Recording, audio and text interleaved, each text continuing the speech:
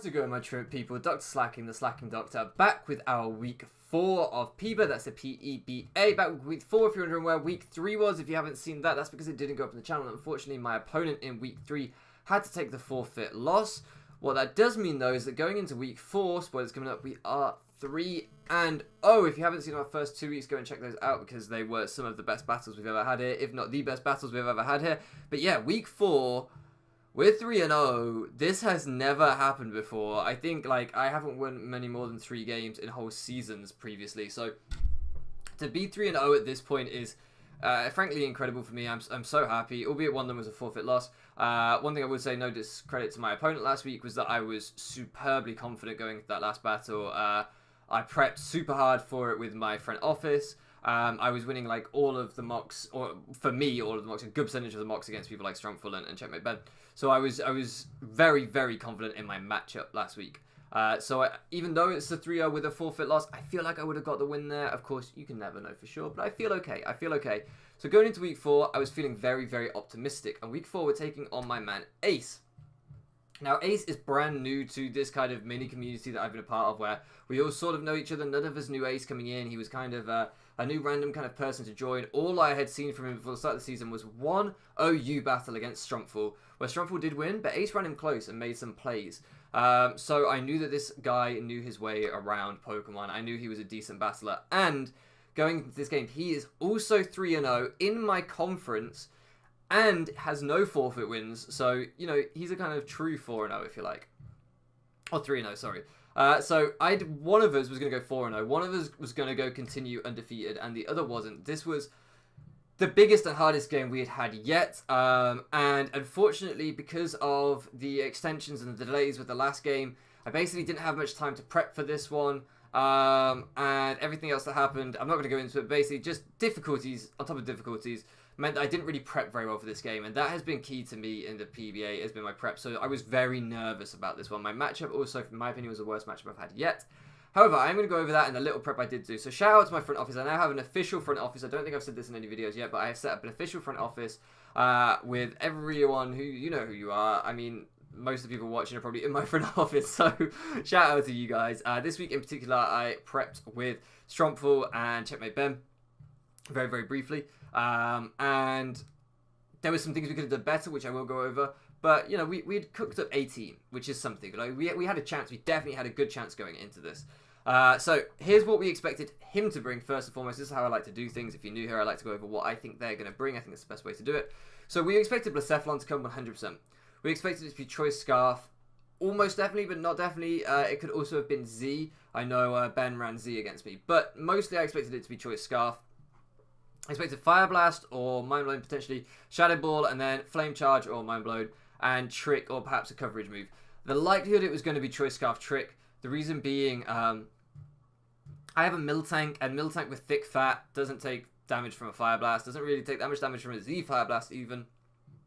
I think I can Milk Drink up on a Z Fire Blast into a Fire Blast, so it needed something to deal with the incoming Miltank, and Trick Scar seemed the best way. It could also just carry Toxic or something like that and then switched out, of course, but Trick Scar seemed the best way to kind of handle Miltank. This thing, of course, Flame Charge on there. I think, why would you want to Scarf Flame Charge? Because if you trick the Scarf away, then you can get the extra speed boost with a Flame Charge, which I think Strongful did against me, or Ben did against me, and it worked really well. So this was a set that we were potentially thinking could come. I knew I had to keep Miltank healthy at all times to deal with this thing, and of course I'll get into that in my side of the builder. Next up, we have Neoligo. So we had 2 Ultra Beasts, and Ultra Beasts are super scary to go up against, I have discovered. I have been swept by Scarf Neoligo in Owl, if you guys remember that game, against my man, Dr. Piplup, I do believe, at the end of his Rain team, once we got rid of that Mega Swamp, but Neoligo came in and cleaned, I believe. And we expected potentially another Scarfer, but not necessarily. With something like Sludge Wave, Dazzling Gleam, Psychic, Hidden Power, of some description on the Hidden Power. This thing hits Mega Altaria really well, and it can outspeed a Dragon Dance Mega Altaria if it's Trick Scarf. Dazzling Gleam, it doesn't get a whole lot of coverage, so Dazzling Gleam is just kind of on there. I don't really know what it would hit. Psychic in particular made good sense against me because it hit that Nidoking and it hit that Infernape for good damage. I guess you would have Rock Stab actually instead of Dazzling Gleam. I haven't built this set the best, so let's quickly just throw Power Gem on there. Sorry, that would make more sense. I don't know why I had Dazzling Gleam. So Power Gem for Stab, Sludge Wave for Stab, and then Psychic because, as I say, it hits 2 of my mons really, really well. And then maybe like a Hidden Power for Jellicent, or I don't really know, but something he might have the hidden power for.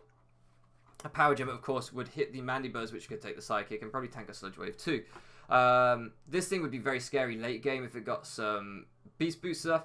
Ben, I think, he ran a Scarf set with a speed boosting nature. What worried me slightly more was a modest set, so it was Scarfed with a special attack boost, because basically the Ultra, or the Beast Boost, which the Ultra Beasts have, boost whichever stat is highest, if you guys don't know. So Ben ran one where his speed got boosted, but I was more concerned about one where his special attack got boosted, especially if he was already Scarfed. These things can just start to steamroll, it's crazy. Next up, Mega Lopunny. Didn't think I had a great matchup against me, but it's just one of the best Megas in draft. Some people say it is the best Mega in draft. So I could just see it coming, because if you have a Mega Lopunny, you bring it most weeks. It's just what happens. It's a very, very good Pokemon. It could also be Adamant against me, which is pretty amazing. My highest speed mon is 109 in Durant. This thing hits 135. So I haven't put the exact speed EVs in here. I just kind of approximated so you guys could see he wouldn't have to even go max speed Adamant. And he could have like 40-ish in HP, I think, maybe 60, I don't know.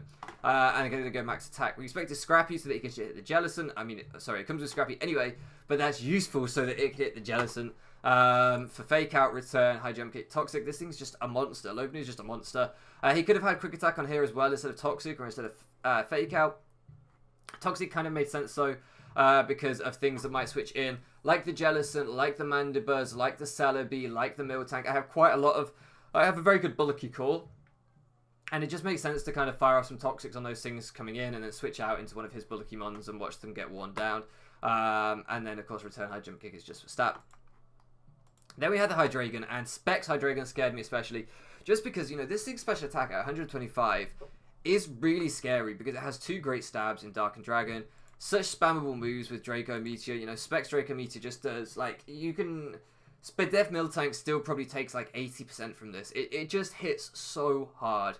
Dark Pulse, obviously, for stab, wear things down.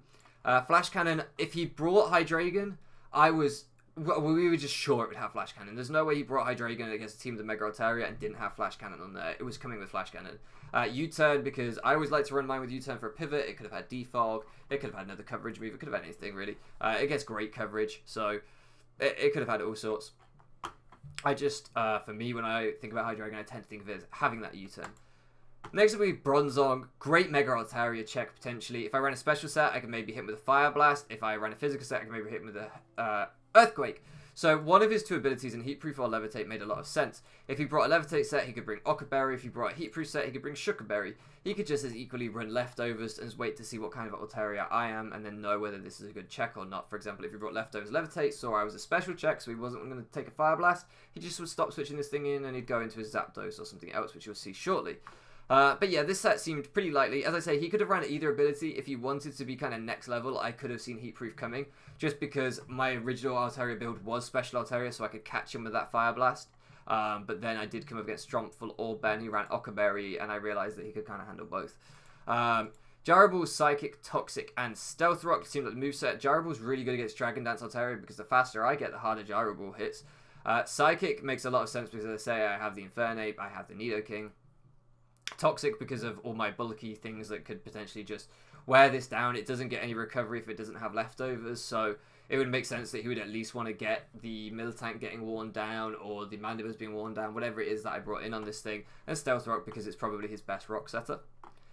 We expect it to be physically defensive to take that return from Mega Altaria to switch into a potentially Dragon Dance boosted return.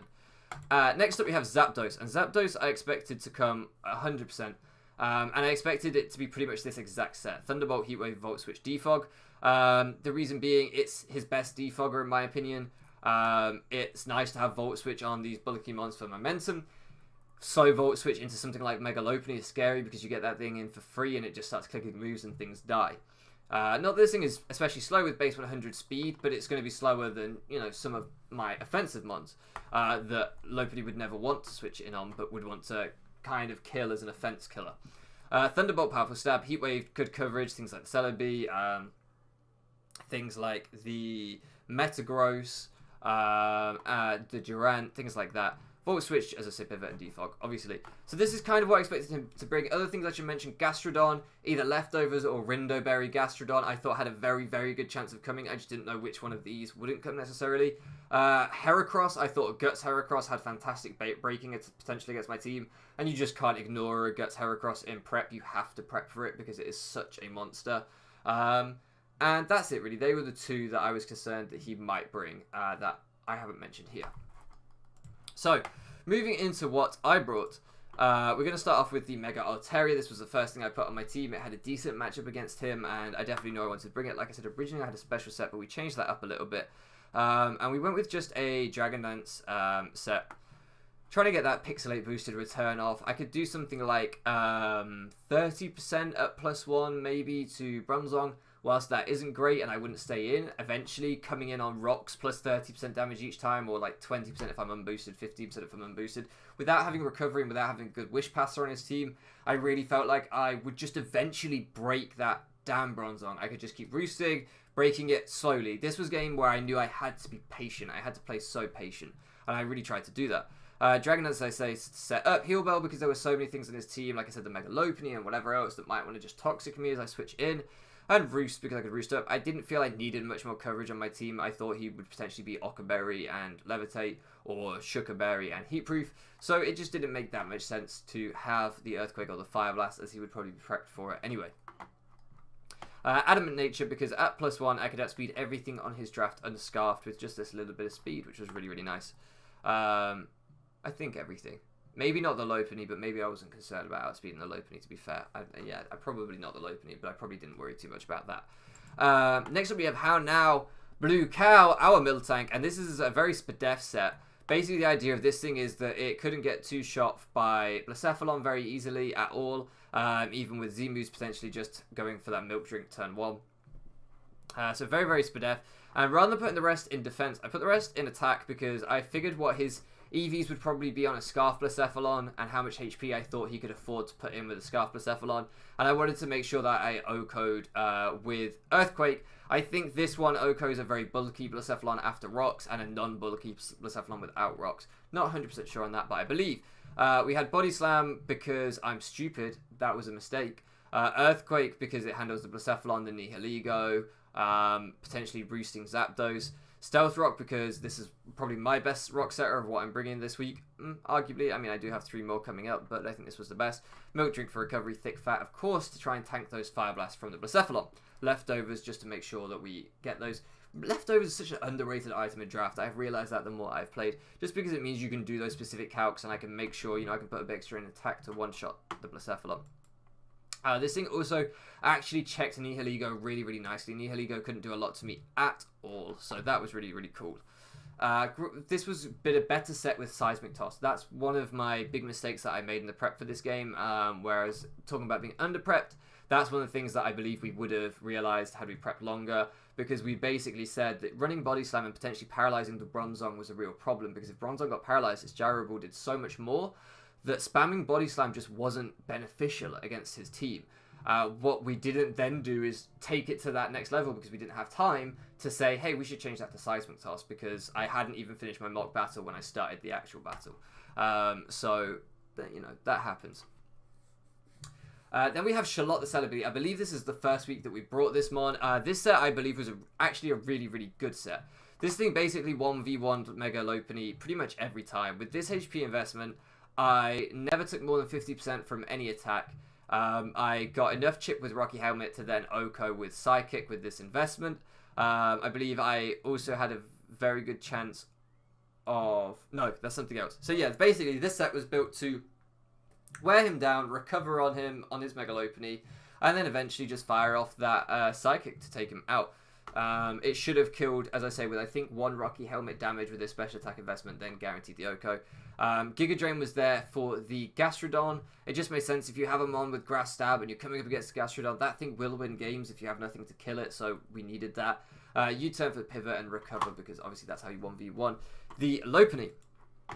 Next up we have Infernape, and this week I took a bit of a risk here. I brought Life Orb Infernape. Infernape had a really nice speed tier against his team. If I remember right, it outsped Blacephalon by 1 point. It outsped Nihilego by about 5 points. I believe Nihiligo is 103 and Blacephalon is 107. And it could Muck Punch the Lopunny, it could Muck Punch the Hydreigon.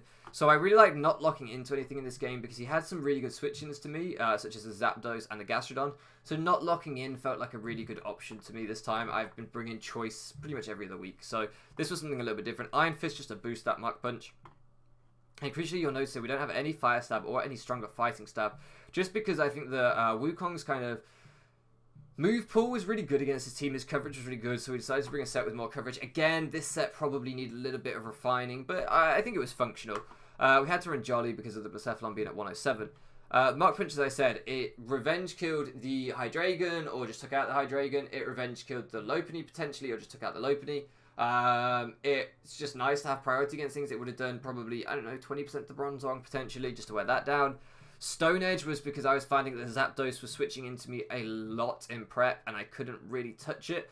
So Stone Edge was on there to hit the Zapdos. Earthquake was on there for a potentially roosting Zapdos, although it wouldn't outspeed me, so actually what was that for? Earthquake was on there for the Blacephalon, of course. It was on there for the Blacephalon because if he saw me go into Muck Punch, for example, he might think, okay, he's probably going to have like Muck Punch, Close Combat, Flare Blitz, U-Turn. So I might be able to catch with that Earthquake. Of course, Flare Blitz did do a lot, but Earthquake did more. I think it O-code, so a non-Scarf Blacephalon just couldn't handle that. Grass not on there because Gastrodon was the other thing that was switching into me a lot. So I kind of had a 50-50 chance to get one of his switch-ins with Stone Edge and Grass Knot. And if nothing else, it would pop the Rindo Berry for Charlotte later on, potentially. So that was why that was on there. Next up we have Nico. Nico, our Nidoking, my main man, with Sheer Force, of course, Modest Nature. We're running Scarf again. Feeling like it's getting a little bit predictable with Nidoking, so we're definitely going to have to change that up. But we're running Earth Power, Sludge Wave, Ice Beam, Grass, Hidden Power, Grass. Earth Power, of course, because it's Powerful Stab. It's for the Blacephalon. It's for the Lopunny wouldn't want to take an Earth Power. Various things in this team just don't want to take an Earth Power. Nothing really wants to take a Sheer Force boosted Earth Power from a Nidoking, especially a Modest Nidoking. Sludge Wave, again, for Stab. Also, just was a fairly neutral move that was very spammable against his team. I can't remember if he had a Steel type we were concerned about. Bronzong. Bronzong was his only Steel type, and you don't really switch Bronzong in on Nidoking because Flamethrower potential if it's Levitate, and Earth Power potential if it's Heat Proof. Ice Beam and Hidden Power Grass, and Ice Beam, of course, for the Zapdos, and for... Oh, of course, Earth Power also for the Nihiligo. Ice Beam for the something else, and of course Earthquake was on this for the Nihiligo. Ice Beam for... I don't know, it's neutral to Gastrodon on a switch-in. It hits Zapdos fairly well. So yeah, his main switch-ins to me just got caught with this. And then this, I think, was our second big mistake in prep, or my second big mistake in prep, because no one else really saw these sets, was Hidden Power Grass for the Gastrodon. I think Flamethrower would have been more useful, because as I said, Gastrodon didn't really want to take an Earth Power or an Ice Beam overly, and he was likely to have the Rindo Berry. So I really think the Flamethrower for the Bronzong was better, because the Levitate set just walled this. Ice Beam does nothing, Earth Power can't touch it, and Sludge Wave can't touch it because of its typing and its ability. So I think the Flamethrower would have been better on here.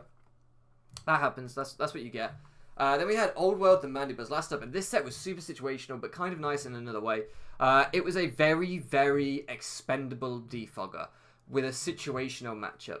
If he brought the Heracross, this thing switched into Heracross, took any hit for about 40%, got Rocky Helmet damage, and then with Weak Armor, went to +2 speed and O-code with Brave Bird.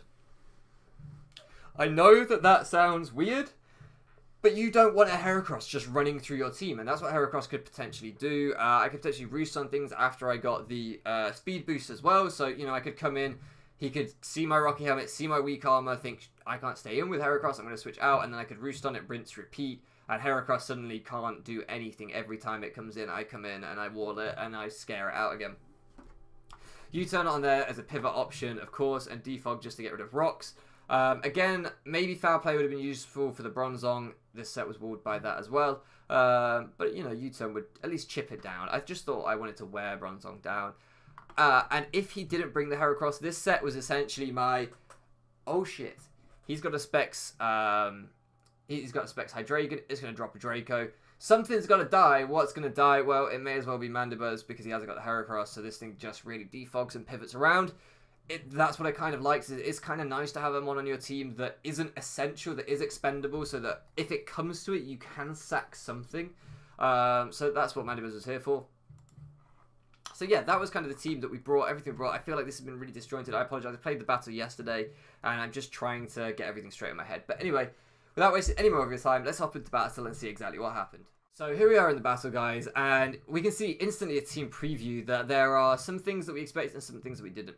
For the most part, we got everything right, other than the Gastrodon does come, and the Mega Lopunny did not come. Now, I was really shocked to not see either the Heracross or the Mega Lopunny, because in my opinion, they're his best physical wall breakers. So I really looked at this team, and I saw Nihilego special attacker, Blacephalon special attacker, Zapdos special attacker, Hydreigon special attacker, Gastrodon special attacker. Bronzong was his only potential physical attacker, so things like my Fizz-Def Mandibuzz and my Fizz-Def Celebi suddenly became a lot less valuable. Celebi was useful for the Gastrodon still, of course, but the Mandibuzz really wasn't that great here. I wish it was Spadef to try and take on that Blacephalon better, but it wasn't, unfortunately. So that was what I was kind of thinking, and I realized that, holy crap, Miltank is really, really important here. Miltank is probably my win condition in a defensive way.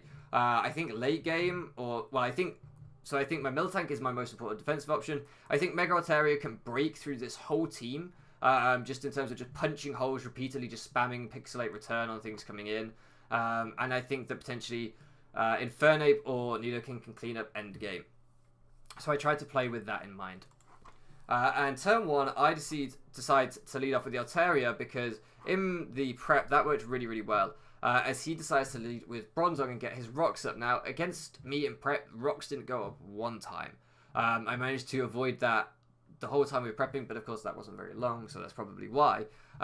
So I was really surprised to see him lead Bronzong. I didn't think I had the best matchup against my team in terms of, looking at it, my potential leads, Miltank for Stealth Rocks. Yeah, it would be fine against that. But Mandibuzz for a pivot option and a defog option, he wouldn't want to take a foul play particularly. Nidoking could potentially catch him with a flamethrower if that was like a Stealth Rock lead from me, or a Toxic Spike lead from me. Infernape could have caught him with something like a Flare Blitz if it was a Stealth Rock lead from Infernape or a U-turn lead from Infernape.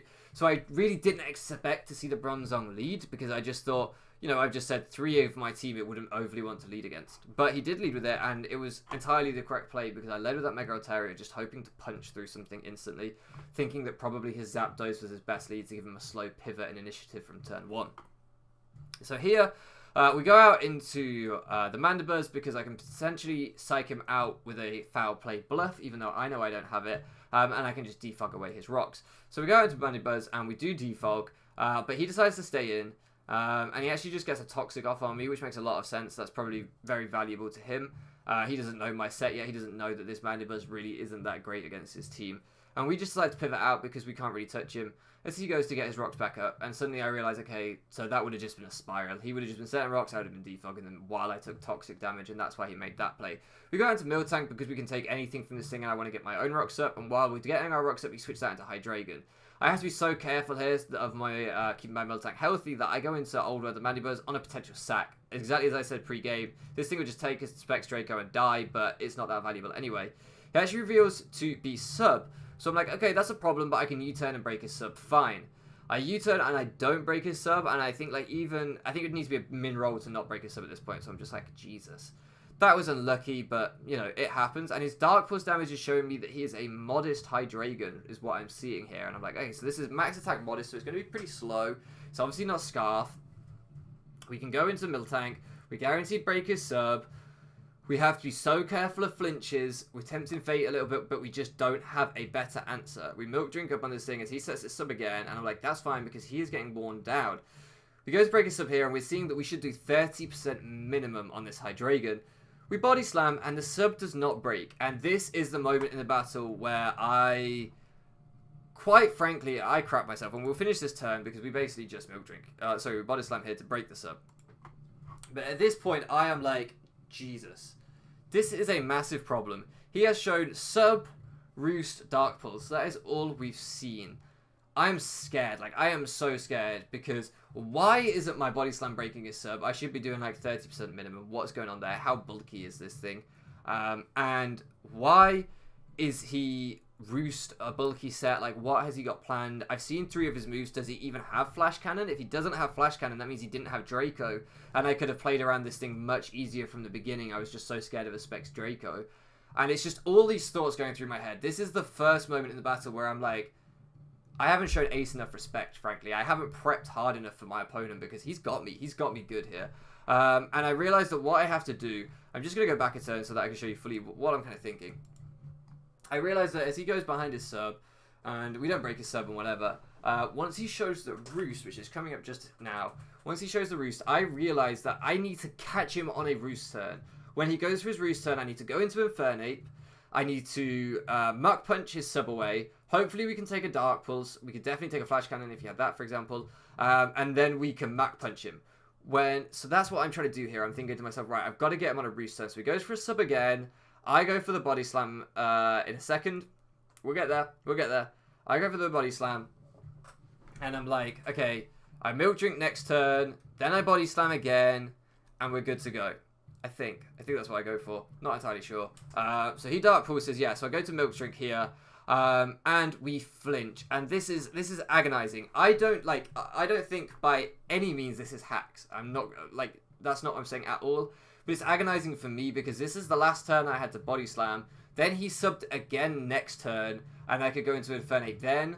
Or I could Body Slam again and then go into Infernape on the Roost. Whatever, that was the last turn that I had to... The last time I had to Milk Drink into Body Slam. Do you see what I'm saying? I only had to do that once more and he gets the flinch there. And what this means is that now I can't live another Dark Pulse. And if I let Miltank go down, I have no Blacephalon check. And Scarf, Fire Blast, Blacephalon... I mean, look at my team. Altaria can take one, sure, but I've got to get it through the whole battle in a position where it can take one. Celebi dies to it. Infernape, if he's got a Beast Booster, probably just dies to it. Nidoking doesn't want to take one after, like, a Beast Boost either. And Mandibuzz doesn't at 44% with Rocks up, but it doesn't anyway because it's not a Spadef set. So I'm thinking, wow, we're on turn 14. We're early in this game. And if I'm not careful, I just lose to Scarf Blacephalon already. I need to save Miltank. So on this next Dark Pulse, which I know will kill me, I just sack Celebi. It would be very useful for the Gastrodon, yes, but a physically defensive Celebi just doesn't have a great matchup here. There's nothing that I would particularly want to hit with a Psychic. The only thing I'd want to do is Giga Drain on the Gastrodon, but if indeed he has Rindo Berry, then he just lives that anyway and Ice Beams me down or whatever. I mean, he doesn't beat me 1v1, but he switches out into something else or whatever, and I don't, you know, Giga Drain doesn't touch Nihiligo, it doesn't touch... this Hydreigon, it doesn't touch Zapdos, this Bronzong, it doesn't touch Blacephalon. So Celebi was just useless, in my opinion, because he didn't bring any of his physical attackers. So we go out into Altaria, and the reason that we go into Altaria is I need to scout for the Flash Cannon. All I've seen is Dark Pulse Sub Roost. It is very, very possible at this point. His last move is Draco. I mean, Draco is such a powerful move. Dragon Stab is incredible. That it makes a lot of sense that his last move could be Draco, even though we were certain he'd have Flash Cannon. So I don't go for damage here. I don't go to break a sub. I actually just try and scout. So I Mega Revolver and Roost, knowing that I'm going to be slower than him, even if he's min speed, I would think, because I don't have that much speed investment. And he does reveal to have the Flash Cannon. So we Roost up. We only lose like 2% from that exchange. Of course, we're going to switch back into Rocks. But it's not the end of the world. At least we've scouted. We know that Infernape takes nothing from a Flash Cannon, so we go into Infernape. We fire off the Muck Punch to break his sub. He gets the Dark Pulse here.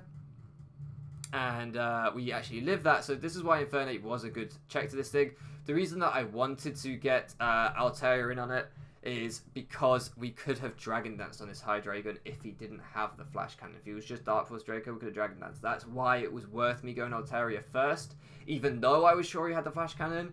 At this point, his prep had caught me so off guard. I still stand by that decision to at least scout the Altaria and try, because if we could have set up on that thing, he would have had a real problem.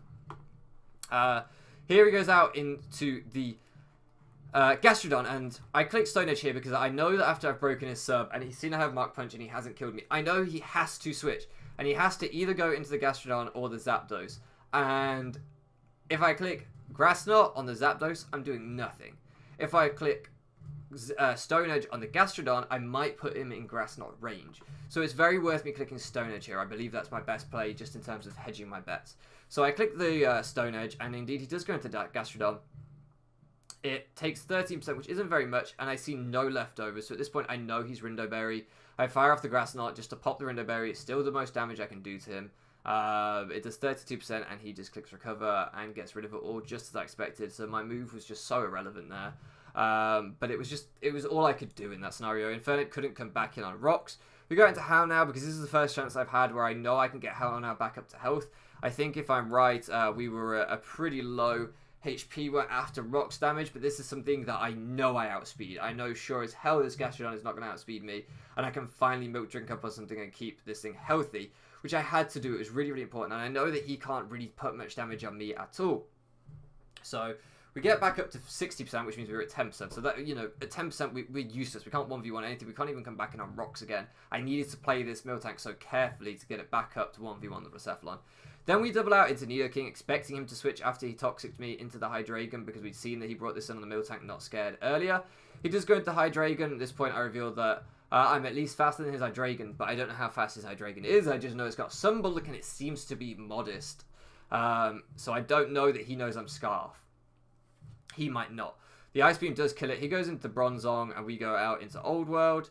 At this point, I feel like the Zapdos is just going to kill me with a Volt Switch, but I'll Roost just in case I outspeed it, and I can, you know, whatever. I didn't think I would. There was no reason I should. But, you know, Roost was just my best play. And he actually goes for a sub, and I'm like, what the hell? This man brought 2 Submons against me? And he starts firing off Heat Waves, and I think this was a big mistake by me. I U-turned here, where I think I should have roosted again. I think I should have got more health knowing this couldn't really touch me. But I go into Altaria, and I'm happy with that because I know I can just fire off a move against this Zapdos behind a sub. And I just go for the Roost to get longevity. Maybe I could have returned here, but I wasn't going to do enough. I wanted this thing to get back to full for later on. I knew I'd get more opportunities, and I could just go back into Old World and sack it. So we go into Old World, we sack Old World, that goes out. And I'm in a really tricky position here, which is why I'm not entirely sure that my Roost play was right with the Mandibuzz or with the Altaria with hindsight. Because I now cannot touch this Bronzong. If he is Levitate Bronzong, I have Body Slam, not Seismic Toss. I have Hidden Power Grass, not Flamethrower. And I don't have Fire Blast or Earthquake. So whatever ability is, I can't really touch him with Mega Altaria. If he's Heat Proof, then I can touch him with both of these. If he's Levitate, I can't touch him full stop. It's GG, essentially. All I can try and do is pivot so carefully to the point where I can get enough chip on this and Altaria set up to the point where I just win and sweep. And that becomes my win con, or to try and clear out enough stuff with Nidoking that Altaria can do that. So I have to be so careful, and of course I need to hang on to Miltank for potential Scarf Blacephalon. I haven't seen anything of the Blacephalon or the Nihilego at this point. So we go out into Nidoking because I'm just bluffing hard as hell the Flamethrower here. He's seen me go into this thing, and I know he's going to switch, so we try and make the read, and we just go for the Earth Power. The way I see it, if he stayed in because he was Heat-Proof trying to catch me off guard, I killed him anyway. So it was the right play to go for, in my opinion. He actually just recovers here, trying to recover off that damage. We only did 46% with the Earth Power, so he knew he could stay in and recover. I felt like going to Altaria on that was a very safe play, because I knew he was going to recover. And I believe here we just fire off the turn, hoping to catch the Bronzong switching in. And instead he reveals he has Sludge Wave on the Gastrodon. This Gastrodon, man. He took 46% from a modest stab Earth Power from a Nidoking. And now he's just taken 45% from a Pixelate boosted Adamant return from Altaria. So fact. This is why I say Gastrodon will win games if you don't bring coverage for it. It will just sit there and be obnoxious. It is such a fat mon. And honestly, I could have Dragon Danced, but I don't think I necessarily misplayed. The most logical thing was that he would go into Bronzong. Maybe if I'd calced and seen that he would have lived one, I could have Dragon Danced on him. But my win con was getting chip on that Bronzong, and if I Dragon Danced, he'd gone into Bronzong, he would have forced me out into something else. I wouldn't have got any damage on it. I'd have Dragon Danced for no reason. I still wouldn't have been able to take it out with the Nidoking because I had no coverage. So I felt like it was just my only play was to try and catch the Bronzong, to try and catch him choking, essentially. He gets the Sludge Wave. He also gets the Poison. You know, it sucks because it means that this next Sludge Wave will kill me, which it wouldn't have done otherwise. But I just have to try and Roost up. And I can't attack, unfortunately, because of that Poison. Again, not that it's essential. I probably would have roosted even without the Poison. So we go out into Nidoking. He Sludge Waves again. I expected that. I knew the Nidoking would take it. That's why I go into Nidoking. And I have to click Earth Power here. I have no choice. Oh, no, sorry. I double into Miltank. I'm getting a bit ahead of myself. I double into Miltank because I expect him to go out into Bronzong. He's fired off the Sludge Wave, and I believe this is it. I believe the Nihilego is Specs or Scarf. And I know that if you are locked into Sludge Wave against the Nidoking, you don't stay in. You switch. So I expect him to go out into something that can potentially take an Earth Power. I am praying that that something is Zapdos. And if I see Bronzong, then the chances are it's Levitate and it's game over. But I am praying still that it's Bronzong, or that it's Zapdos, or that in some way I can break this Bronzong with Altaria later. Bear in mind, if I can get a Dragon Dance up, I will 2-hit KO this Bronzong after Rocks, maybe, depending on his investment. So we go out into Howl now, and we just want to start putting Chip on Bronzong. That's my win condition, is to just start putting Chip on it. Maybe poison it so it doesn't get, paralyze it so it doesn't get an attack off. So we just start spamming Body Slam, I believe here. I don't believe I switch out again. I could be mistaken. Yeah, we just start spamming Body Slam. I know I'm going to lose my Blacephalon check, but if Scarf Blacephalon cleans up, it cleans up. I'm going to try and get my Altaria set up anyway, at which point hopefully it doesn't outspeed me. So I've just got to get damage on this Bronzong. And as you can see, he's actually recovering more than I'm doing. He's now up at 84 with his leftovers, now up to 90. He's at more HP than he was when he came in. So these turns are just disastrous for me. I go out into Nidoking because I realize this isn't going to work. As he goes into Nihilego, and I was really, really happy with that. I did think it was a potential switch from him, and this is where I got ahead of myself. I fire off the Earth Power now because we just have to find out if this is Levitate, and it is. And I'm like, crap. This is so hard now. The only way I win is with Altaria. So we go back out into Howl now, knowing that we're probably going to lose this thing, but actually he makes a really good double into Nihilego. Fair play to him. If I stayed in Earth Powered again and caught that double, that would have been amazing, but unfortunately I didn't. And he fires off a Hidden Power here. Now, it's not Hidden Power Fighting, and it's not Hidden Power of Ghost, because we neither resisted it, nor were we immune to it. Sorry, neither were immune to it, nor was it super effective. We go into Mega Altaria, hoping that we can live a Hidden Power, and we do. Dragon Dance so that we can put a massive amount of chip on this thing, if it's not Scarf. And it does reveal to be Scarf at this point. It made a lot of sense. Dragon Dance was still my best play because I wasn't going to do that much to it anyway. I certainly wasn't going to kill it. And then we go out into Nidoking, and it depends what this hidden power is. It hasn't been super effective on anything until the Nidoking. And at this point, I realized that it was hidden power Ground. Makes a lot of sense, of course. It hit the Infernape, and it hit the Nidoking. So we ended up losing 5-0. Being 3 wins and 0 losses going into this week, to lose 5-0 really, really hurt. What I will say here is that I am proud of the way that I played. I believe that in this late game, I took this to 44 turns. He won on turn 14. When he subbed with that Hydreigon, he had won this match. I took him for 30 more turns. Had he, if I stayed in Earth Powered on that double into Nihilego, I could have made it a 4-0. There were things I could have done better. Ultimately, I got beaten by someone who outplayed me and outprepped me, and that's okay. I have no complaints about that whatsoever. Yeah, I got a bit unlucky with the flinch on the Miltank, but when you sit there, milk drinking up, trying to not get flinched, eventually you're gonna get flinched, and you have to deal with that. So, I have no complaints. I think his prep was superb. I think the way he played the match was superb, but I'm just proud that I at least pushed him, that I at least kept myself in this one. Compared to games in the past where I probably would have just lost by turn 20, I think I did a lot better. What really lost me this game more than anything, and not taking anything away from his performance, of course, is my prep was not good enough. It was just simply not good enough. Not having Seismic Toss, not having Fire Stab on Infernape, not having Flamethrower. There were so many things that I got wrong here that I regret. So what that is that's a lesson to move forward. As ever on this channel, if you guys have made it this far in the video and you're new here and you've never heard me say this channel is always all about learning. It's all about just trying to get better at competitive Pokemon. I have never professed to be a great player. Don't think I will ever be a great player, but all I want to do is just try and improve, and hopefully I can learn something. Hopefully you guys can learn something. And I think today, we really did, especially in the Draft League format. I think it showed how important great prep is, because this man's prep was next level. The sub Hydreigon, I need to talk about his sets a little bit for a second, actually, because it deserves a lot of respect. And as I say, this is about learning. His Hydreigon had like 200 HP. It had like enough speed to outspeed a min speed base 100 mon, i.e. a min speed Celebi. It had Dread Plate, so he was like 186 special attack or something, but with a Dread Plate that made it look like modest damage, and did modest damage with the Dark Pulse because he knew that was his most spammable move. And then Flash Cannon as coverage for the Altaria, knowing that I didn't really have a lot that could 1v1 this thing, especially behind a sub. That to me is fantastic prep. fantastic prep, as was the rest of his team. He didn't go something crazy like Heatproof Bronzong, because he didn't need to. I don't know the rest of his sets other than Scarvney Heligo, which, by the way, is the second time my games have been cleaned up by a Scarvney Heligo. I need to figure out a way to beat this thing, or I need to draft this thing, maybe, I don't know.